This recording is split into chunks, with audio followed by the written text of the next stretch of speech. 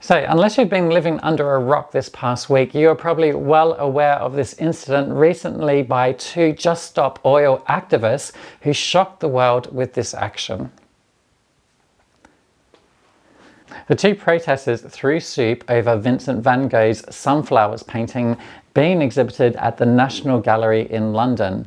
And this caused a major uproar across the news, and our social media exploded with comments of disapproval for the young activist stunt.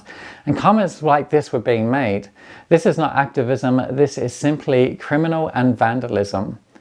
Your annoying stunts are doing more to alienate members of the public like me.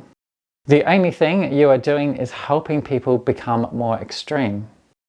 And you're essentially a cultural terrorist. So we must ask the obvious question here.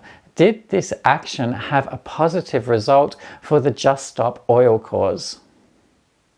Now, many people I know are equally outraged by this event last week and have questioned me about my feelings on the stunt.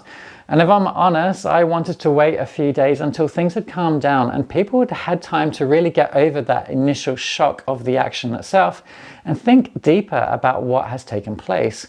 And more so, my response may not be the one that you're expecting.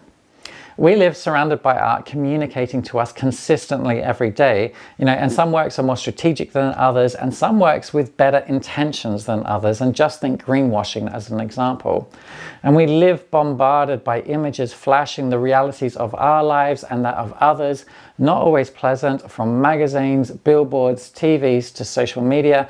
And it's this inundation with overwhelming emotion that is the cause of one of today's greatest challenges for an artist. And that is that our audience is too often left feeling untouched, detached, and even despondent. So if we were to look at this action as a piece of performance art, and it certainly can be considered this, it was able to break through and touch people and evoke an emotional response from them. So how do I actually feel about it? Well, simply put, I support it.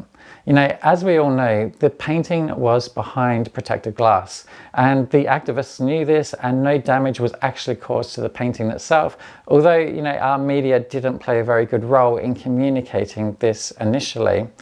And, we are living with a looming deadline to take, serious action if we're going to achieve our goal of a 1.5 degree increase by 2030.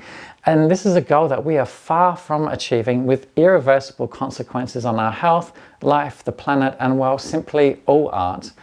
So consider for a moment, we've changed or upgraded our language from climate change to climate crisis to climate emergency in just a handful of years.